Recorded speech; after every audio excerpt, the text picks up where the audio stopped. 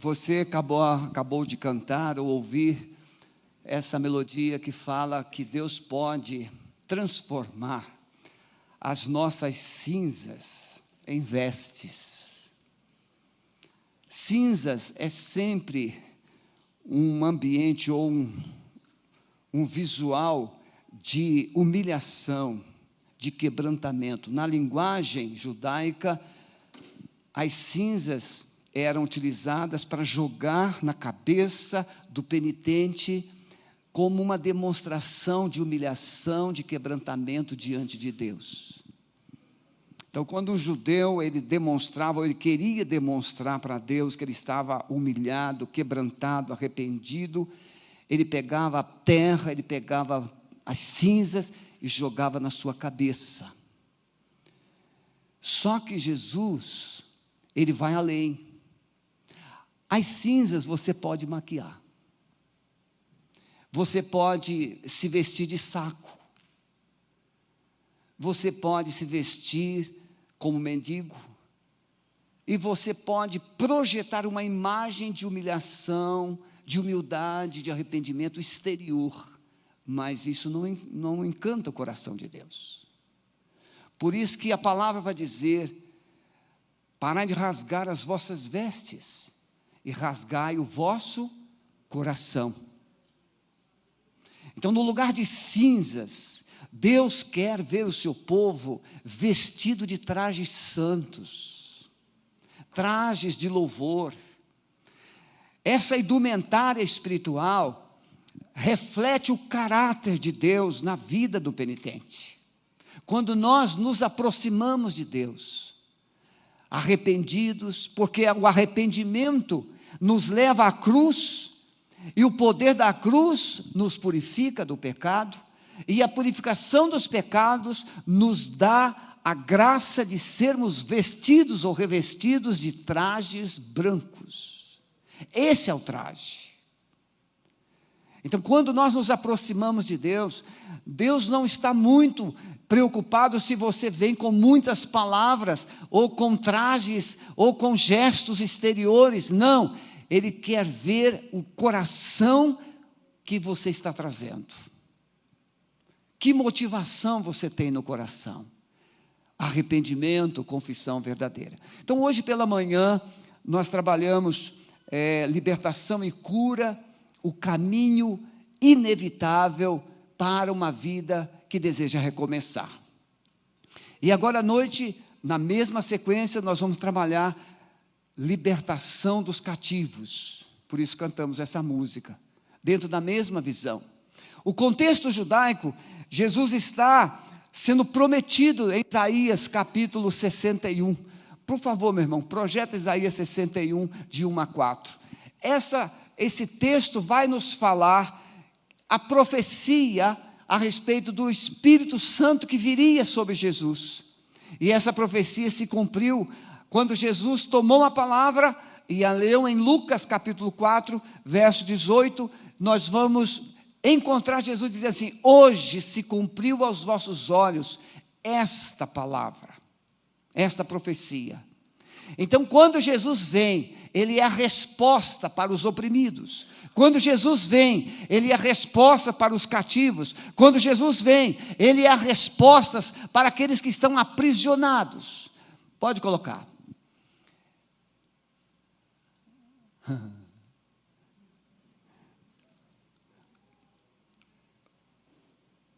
Eu vou ler aqui, enquanto vocês acompanham lá.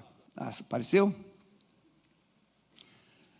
O Espírito do Senhor Deus está sobre mim, porque o Senhor me ungiu para pregar boas novas aos mansos, enviou-me a restaurar os contritos de coração, ou aos quebrantados de coração, a proclamar liberdade aos cativos e abertura de prisão aos presos, a pregoar o ano aceitável do Senhor e o dia da vingança do nosso Deus, e a consolar todos os tristes. Vamos ficar aqui. Então, essa profecia que Isaías traz para um Israel sem esperança. Israel não tinha ainda ido para o cativeiro. essa profecia foi dada 700 anos antes de Jesus. Israel foi para o cativeiro no ano 607. Então essa profecia foi dada aproximadamente 100 anos antes do cativeiro. Mas essa profecia, ela é lançada para um consolo daqueles que iriam, mas voltariam do cativeiro. Daqueles que iriam, mas seriam trazidos de volta, seriam resgatados, seriam restaurados. Mas essa primeira parte da profecia não era o suficiente, porque ele vai falar de dupla honra, no verso 7. Que nós seríamos abençoados com a dupla honra. A primeira é justamente Deus nos tirar do cativeiro, é Deus nos tirar daquele ambiente maligno, é Deus nos tirar desse aprisionamento que nós nos encontramos. Hoje o contexto é diferente, mas o coração é o mesmo. Naquele tempo era um contexto geopolítico, onde os judeus foram tirados da sua terra e levados para a Babilônia. Hoje, a pessoa é tirado de um ambiente de família, a pessoa é tirado de uma situação, de um relacionamento pacífico, e ele é levado para uma vida de aprisionamento emocional, espiritual, social. Quantas pessoas nasceram em lares tremendamente com perspectivas de futuro e foram parar nas sarjetas, foram parar nas clínicas de recuperação, foram parar nos presídios. Se você hoje fizer uma enquete nos presídios, mais de 50% das pessoas que estão nos presídios já passaram pelas igrejas. Ou já foram crentes, ou são filhos de crentes. Não basta você viver um momento, você precisa desenvolver um relacionamento com Deus, para que o Satanás não te aprisione, ele não te destrua. E aí, a profecia vem. Livro de Isaías, até o capítulo 39, ele vai trabalhar esse estado caótico de desesperança, mas do capítulo 40 até o 66, ele vai trazer uma palavra de esperança, de recomeços, de restauração, e ele aponta essa restauração para Jesus. O Espírito do Senhor está sobre mim, porque o Senhor me ungiu, o Senhor me capacitou para anunciar as boas novas aos pobres e para anunciar libertação aos oprimidos, aos cativos. A pastora Beni Johnson, esposa do pastor Bill Johnson, no seu livro, ela usa nesse texto a expressão que essas pessoas, elas foram despedaçadas. Gente cujas vidas estão em pedaços. Você já disse alguma coisa assim? A minha vida está em pedaços. Quem aqui já disse coisa assim? Aí, várias pessoas. Quem diz assim, a minha vida está toda esbagaçada? É isso aí. Eu usei pela manhã e sexta-feira a figura da cana, que é moída, e é extraído o suco, e fica aquele bagaço, só serve para jogar fora, para ser queimada. Então, Satanás, o mundo, tira de você tudo que é de valor, tira os seus princípios, tira os seus valores, tira a sua alegria, tira a sua paz, e depois você fica todo despedaçado, sem perspectiva, sem esperança. Interessante que para reconstruir é muito mais difícil do que construir. Quem aqui já reformou casa sabe. Quem aqui já reformou casa tem sempre um trauma, porque você planejou gastar 30 mil reais e acabou gastando 3 vezes mais, se é que tinha isso. Ou então a casa ficou lá anos, com aquela parede do reboco, com as portas mal colocadas. Ou seja, nós pensamos que reformar, não é o pastor Marcos Ferreira, ele ajudou um outro pastor, comprou uma casa assim mais velha, e esse pastor falou assim: pastor Marcos Ferreira, eu preciso que você contrate pessoas, que você lidere uma reforma, reconstruir essa casa.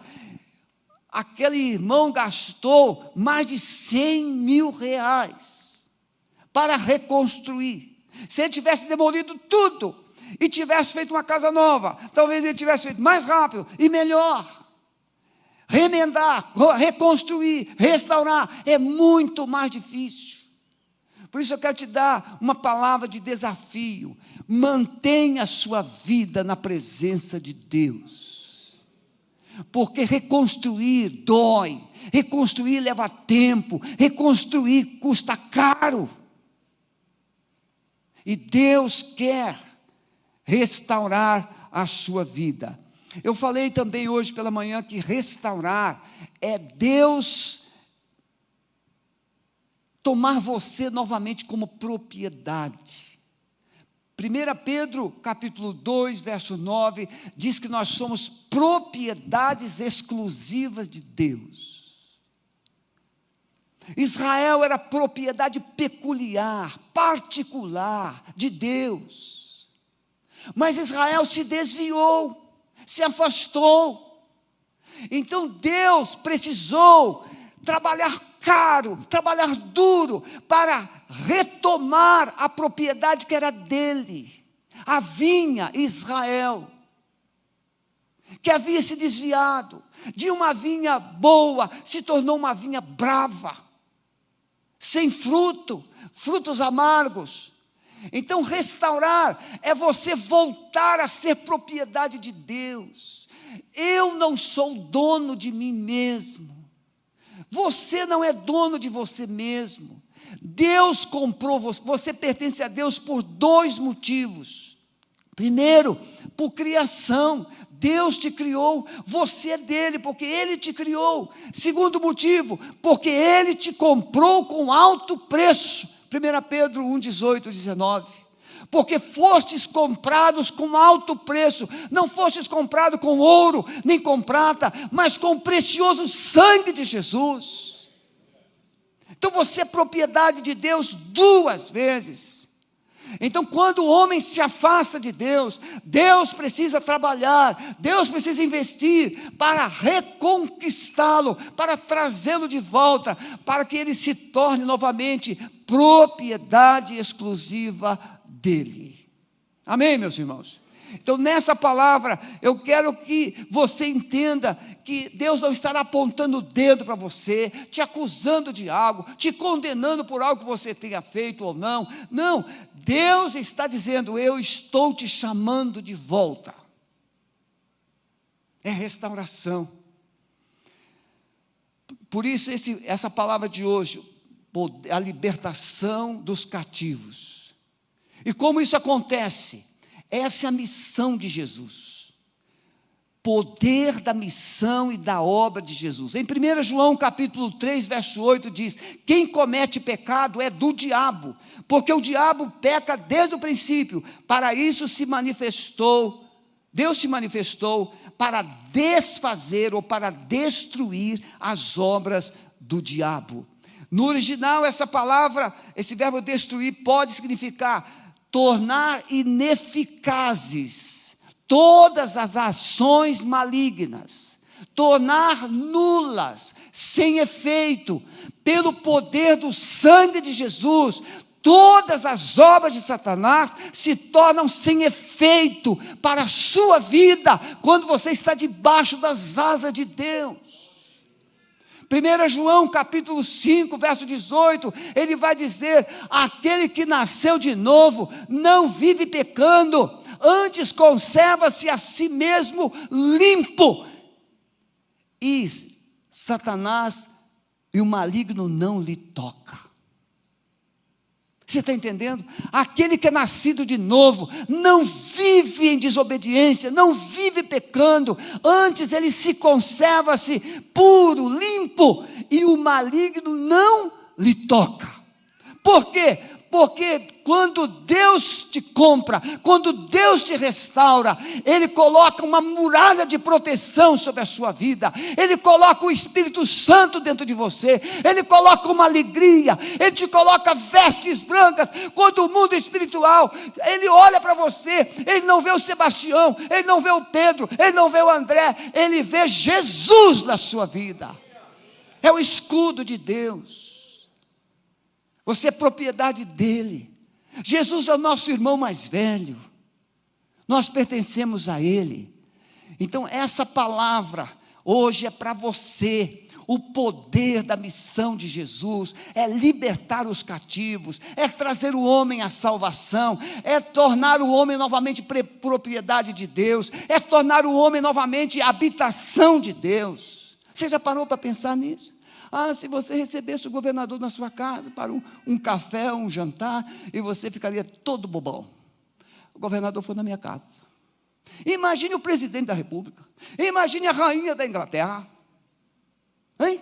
Se fosse na sua casa. Hein? Eu recebi a realeza na sua casa. Pois é, o Senhor Jesus está lá, e você não prepara nada. Ele está lá na sua casa. Jesus disse para aquela mulher, para aquele Simão, cuja casa o recebeu para o jantar: Simão, eu cheguei na tua casa, você não me deu nada, não me deu ósculo, que era comum, beijo no rosto, você não me deu água para lavar as mãos e os pés, você não me deu óleo para ungir os cabelos, você não fez nada, Simão. Mas esta mulher, desde que chegou, ela lavou os pés com lágrimas, ela me ungiu com óleo, um nardo caríssimo. Ela tem beijado os meus pés. Por isso, Simão, te digo que os muitos pecados dessa mulher estão perdoados. Você está entendendo isso?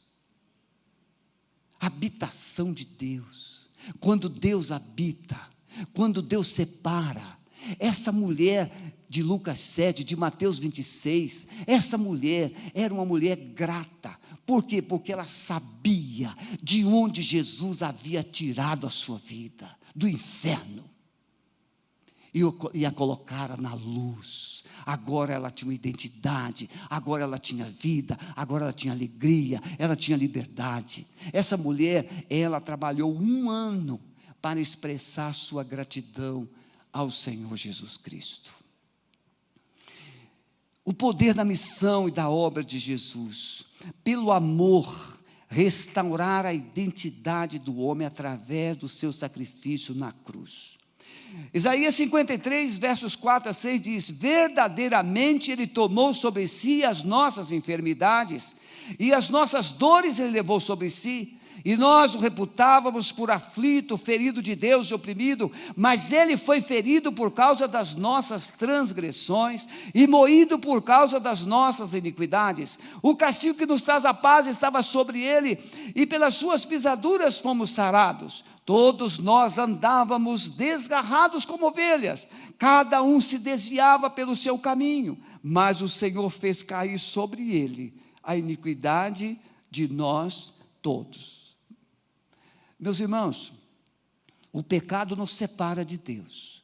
Uma pessoa que foi vítima de rejeição, de humilhação, uma pessoa que foi abusada na vida por algum aspecto, de alguma forma, ela constrói dentro dela um sentimento de rejeição e de humilhação. Esses dois sentimentos ou pensamentos produz na pessoa um sentimento de revolta, de orgulho muito grande. 99% das pessoas que se dizem ateus são pessoas vítimas de rejeição ou de ausência de paternidade.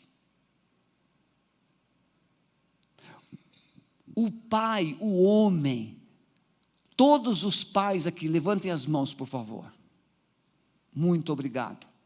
Você que é pai, talvez não tenha noção da sua importância, da sua autoridade. Você é figura de Deus dentro da sua casa.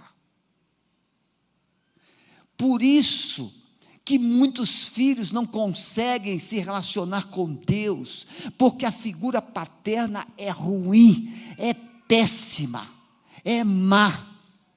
E por essa pessoa ter capturado essa referência negativa, ou essa referência que fez mal, ela projeta que Deus não é bom. Pastor Paulo, do Projeto Vida, falou aqui hoje pela manhã, que lá em Brumadinho, pessoas estão se suicidando, pessoas estão revoltadas com Deus. Por quê? Porque as pessoas estão projetando as autoridades daquela cidade para Deus. Se aquelas autoridades municipais, do governo do estado, da Vale, a Vale, não cuidou bem, não protegeu, então, que Deus é esse que deixou isso tudo acontecer? Toda perda que você sofre através da figura de autoridade, você vai culpar Deus. Por que Deus deixou isso acontecer? Agora eu te pergunto, você que tem um pai bom, uma mãe boa, você glorifica a Deus? Nem sempre. Mas nós achamos o caminho rapidinho da acusação e da rebeldia e da cobrança quando nós somos feridos. Culpamos Deus. Então Jesus, ele veio para restaurar essas vidas despedaçadas pela rejeição. Jesus veio restaurar essas vidas magoadas, feridas pela humilhação, pelos abusos, pelo sofrimento. E ele faz isso de que forma? Ele vai à cruz. Meu querido, minha querida que está aqui, você precisa entender que é impossível alguém experimentar a paz fora da cruz. É impossível. É impossível alguém se tornar filho de Deus fora da cruz. Não é a igreja batista, não é a igreja católica, não é a sua religião, é Jesus. E Jesus crucificado. Porque é na cruz que ele levou, como nós acabamos de ler, as nossas dores. É na cruz que ele foi o quê? Moído, esmagado, por causa dos nossos pecados. Então, quando Jesus estava na cruz, ele não estava cumprindo um ritual. Não, Jesus estava pagando um preço. O preço da sua libertação. O preço da sua salvação.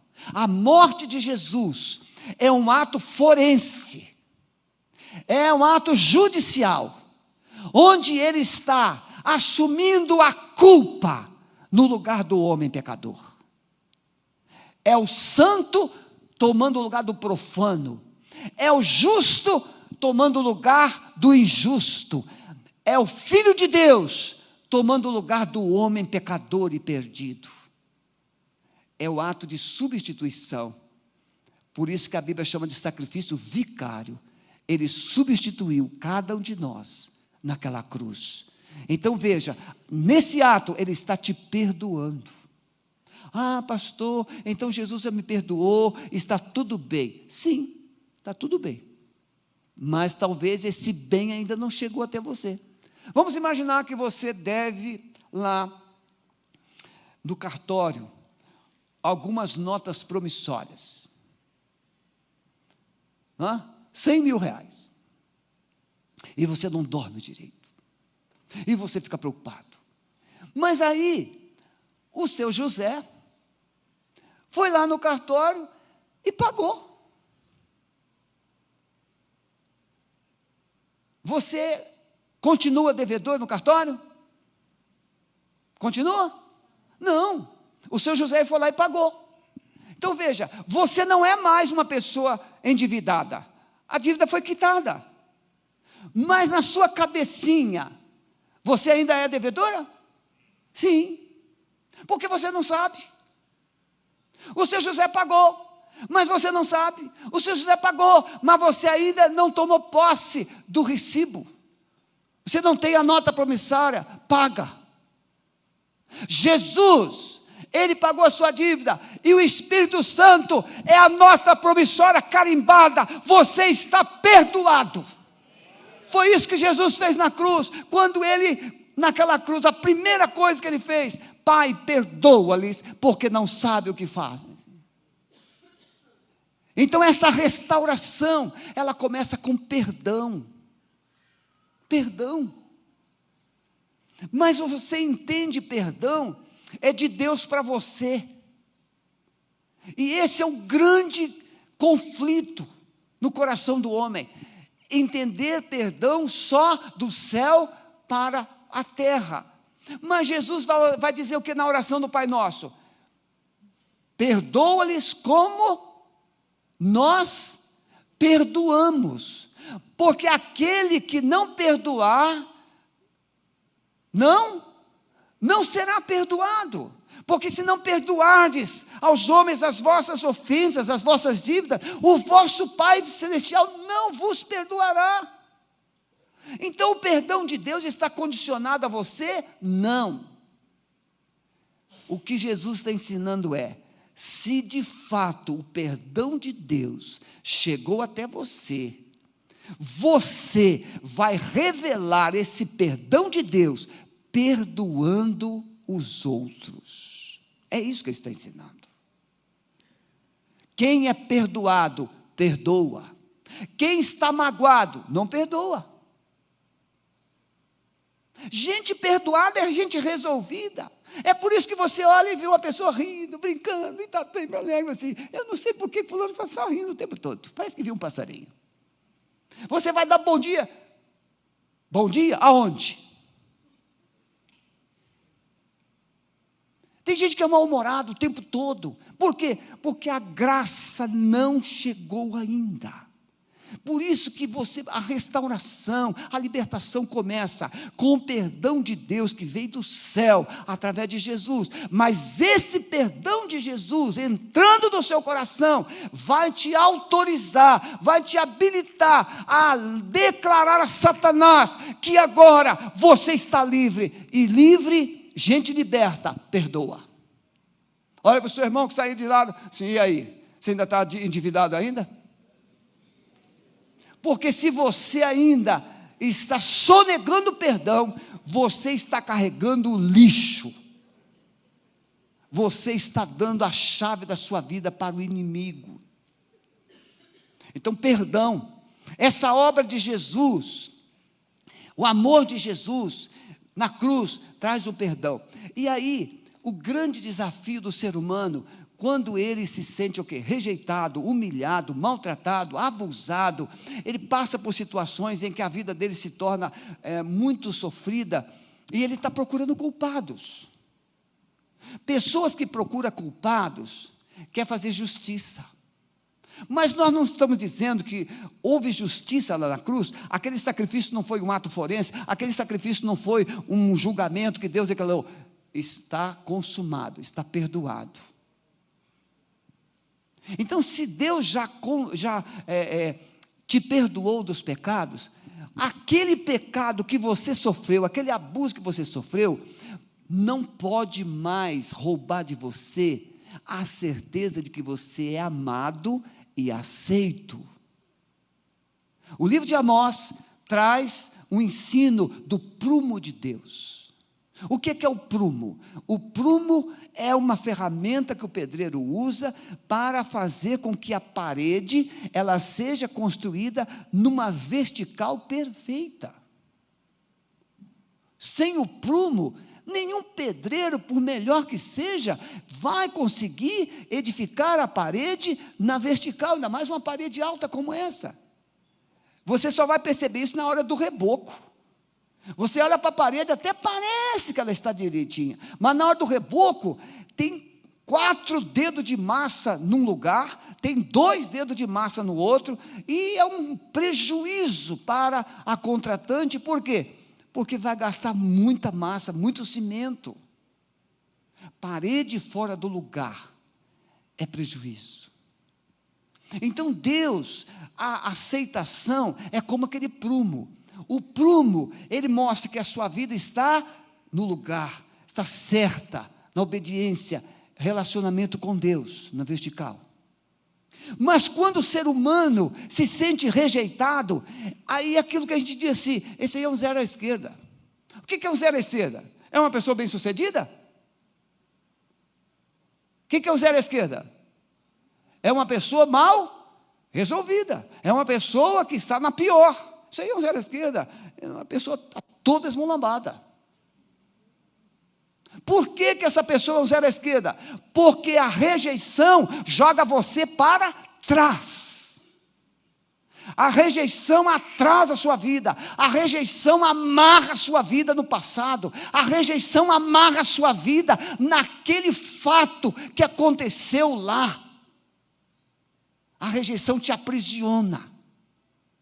E aí tem uma coisa que você nem percebe, tem gente que foi rejeitada no ventre, está lá amarrada.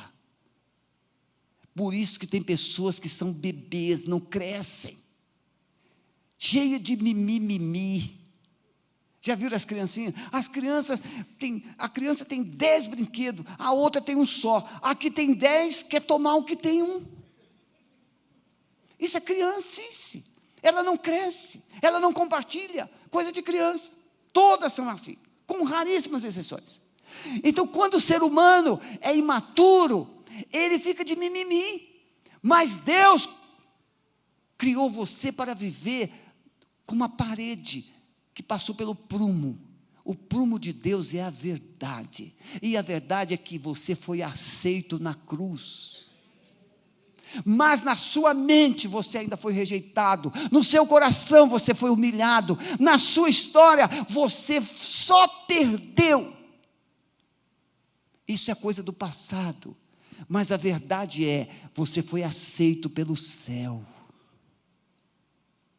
Jesus te aceitou, Jesus te perdoou, Jesus está de braços abertos para você.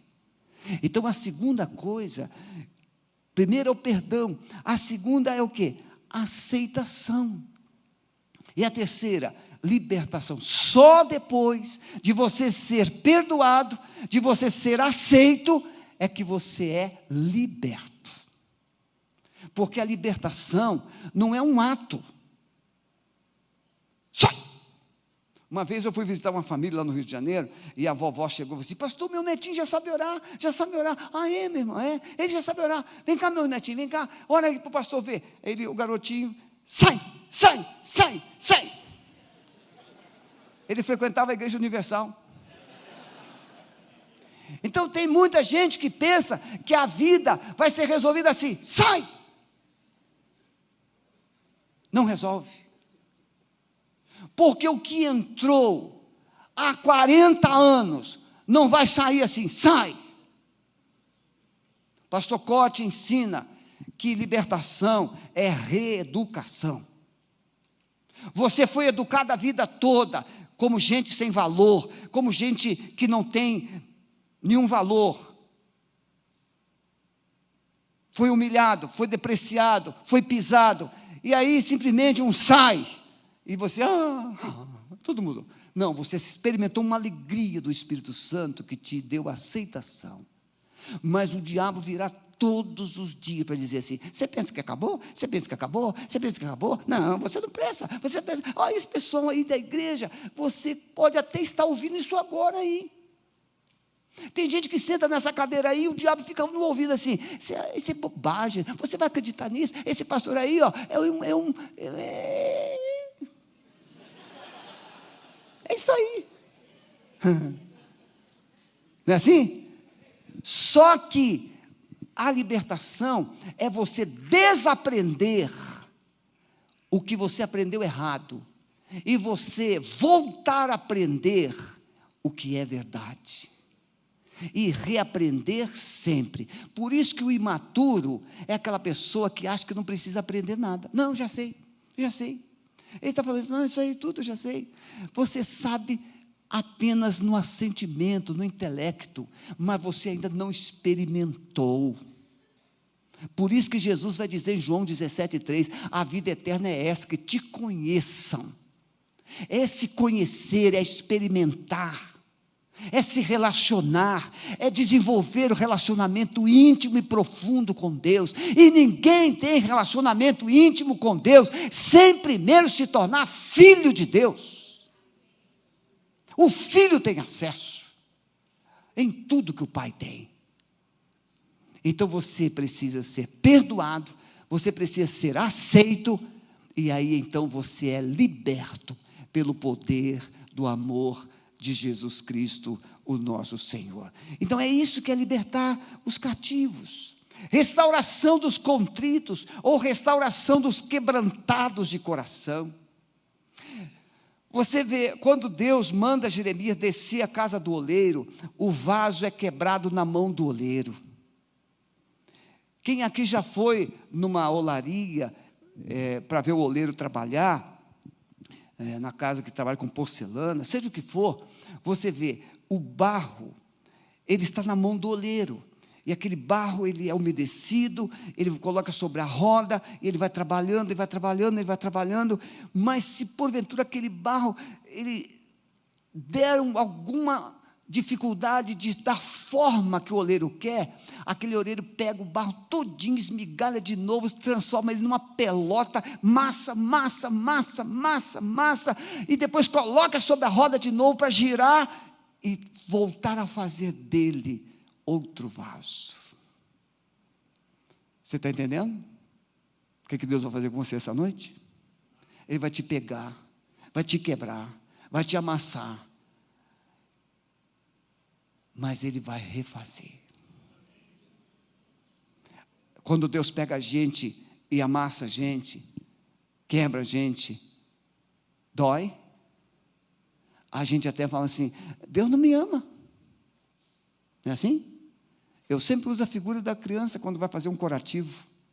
Você já viu a criança fazer curativo? Não, mamãe, não mexe não, mamãe, não mexe. Só bota o remédio em cima. Mãe não serve, nem todas as mães servem para fazer curativo. A pessoa tem que ter a visão da enfermeira ou do enfermeiro. O enfermeiro pega, e eu chamava os enfermeiros todos de desastrados sem amor. Porque o enfermeiro, ele pega aquela gaze com remédio, esfrega, até não ter uma casquinha sequer na ferida. E aquela ferida começa até a sangrar. Aí a gente fala assim, ele não tem alma, ele não gosta de mim. E aí depois que aquela ferida está limpinha, ele vem e coloca o remédio. Você sabia que se não tirar toda a casquinha, a ferida vai dar pus, e não poderá criar o tecido novo na sua carne? Para Deus reconstruir você, Ele tem que limpar, e colocar o remédio. E aí Ele vai refazendo, reconstruindo parte por parte. Por isso que Davi, no Salmo 51, ele vai dizer que Deus estava escrevendo dia após dia, à medida em que ele era formado. Um passo de cada vez. Deus já poderia ter restaurado você há muito tempo, só que você se esperneia e escapole. Aí Ele tem que voltar a tomar você. Você é cheio de não me toque, não me toque, não quero assim, não concordo com isso. Então restaurar os contritos, a Benny Johnson chama isso de corações despedaçados. Gente que foi despedaçada. Irmãos, eu não sei, ninguém gosta de ser despedaçado. Alguém gosta? Não. Mas tem duas maneiras diferentes de ser despedaçado. Quando nós somos despedaçados pelo diabo, ou pelo mundo, pelo pecado, nós somos despedaçados para a morte. Mas quando Deus nos despedaça, é para a vida.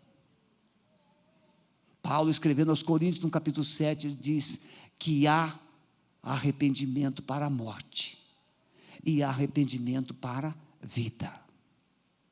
Arrependimento para a morte é aquele arrependimento momentâneo, é mais remorso do que arrependimento, não muda seu modo de pensar nem de agir, mas o arrependimento para a vida é quando você se humilha e se quebranta diante do Senhor.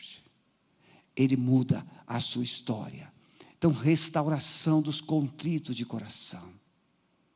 O diabo tem usado suas feridas para impedir a sua transformação. Quer ver uma fortaleza que ele colocou dentro de você? Orgulho. Eu não preciso mudar em nada, eu estou ótimo. Eu quero ver quando você chegar diante de Deus, e Ele vai te perguntar assim: por que razão devo deixar você entrar no meu céu? E você vai dizer assim: porque eu estou ótimo.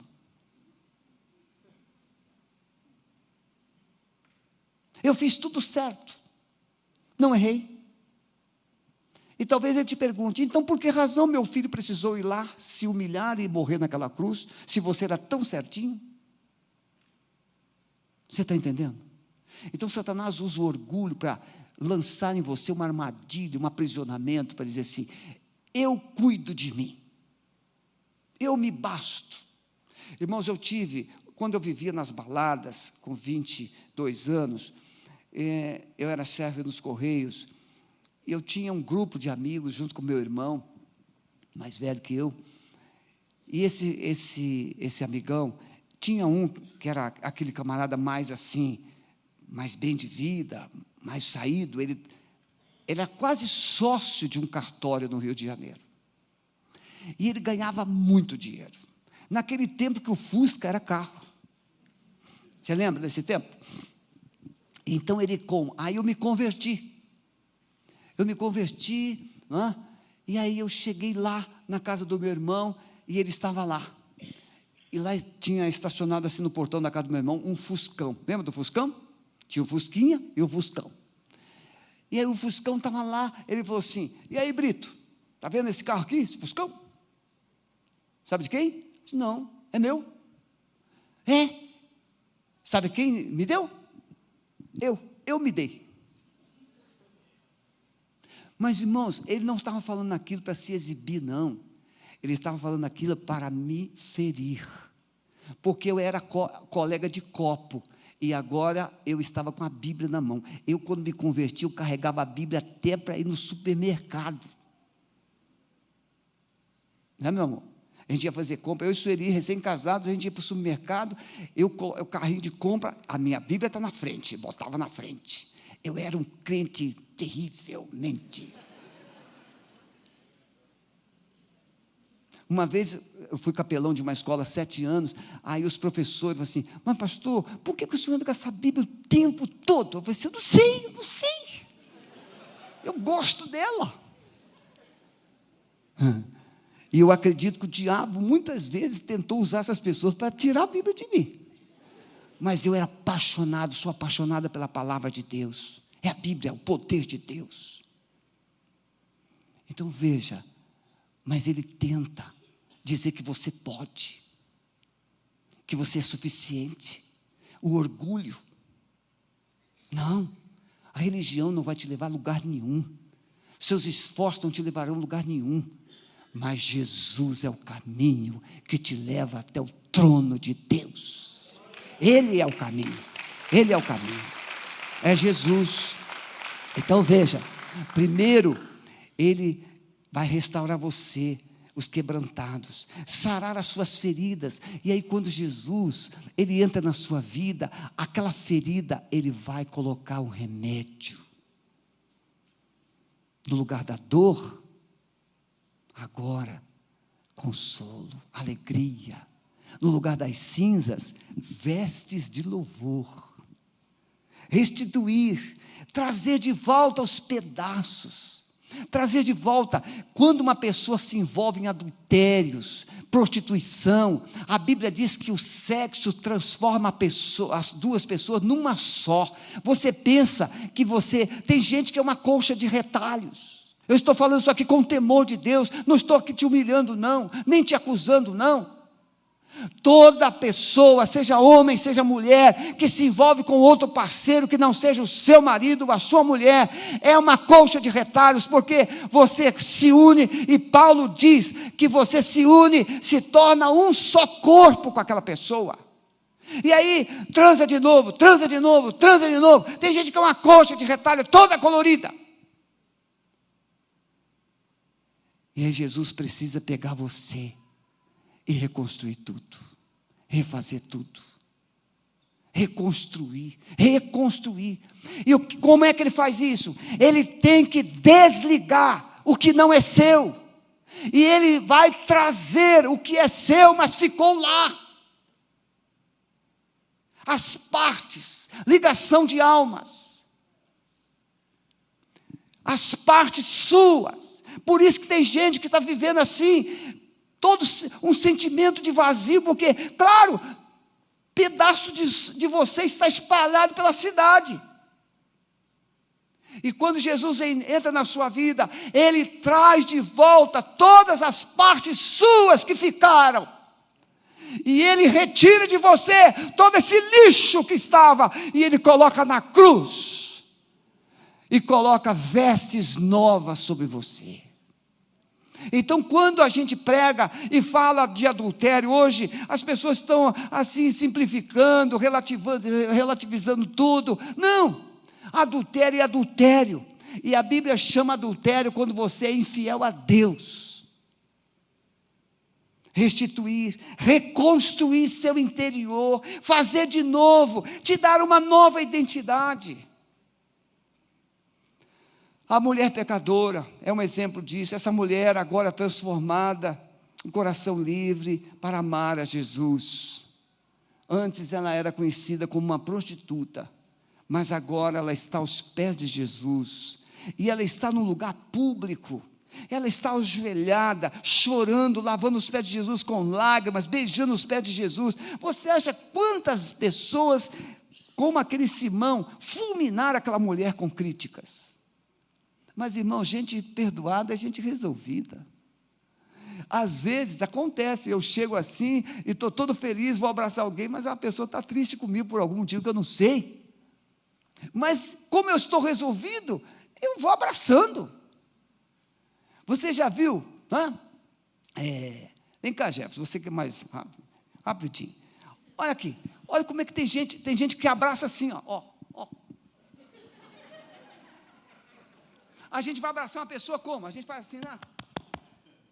Pois é, mas tem gente que fica assim, afastado, sabe por quê? Porque tem gente que dá choque, abraço dá choque. Gente que não está acostumado, pode ir, filhão. Gente que está acostumado a ficar distante, desconfia. Não, esse abraço é falso. Isso é só de mentira. Não acredito. É verdade ou não é? Quem aqui já pensou isso? Seja honesto. Por quê? Porque a ferida está dentro do coração, está dentro da alma. Aquela mulher não estava nem aí para as críticas. Seus valores foram restituídos, sua identidade totalmente restaurada. Jesus quebrou as algemas que a prostituição havia colocado nela, algemas na alma, restaurou a liberdade dela com o Pai. Agora ela sabia que Deus era o seu Pai, e ela tem amor. Quebrou o jugo. Jugo é um elemento que obriga você a fazer o que você não quer. O jugo, o orgulho, irmãos, o orgulho, a inveja, a rejeição, são jugos que o diabo coloca sobre a cabeça da pessoa, na mente da pessoa, e obriga essa pessoa a viver uma vida miserável. Enquanto Jesus quer que você tenha livre acesso à presença dEle. Feche os seus olhos, por favor.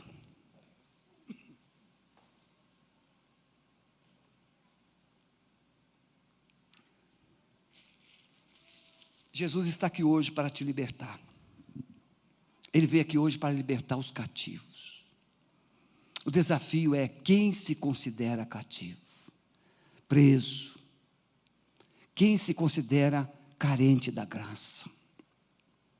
Ele te promete, se você for liberto por Ele, Ele promete a você, no lugar do seu choro, aquele choro da noite, aquele choro da solidão, aquele choro do desprezo, aquele choro do abandono, Ele promete, no lugar do choro, Ele vai te dar um óleo de alegria.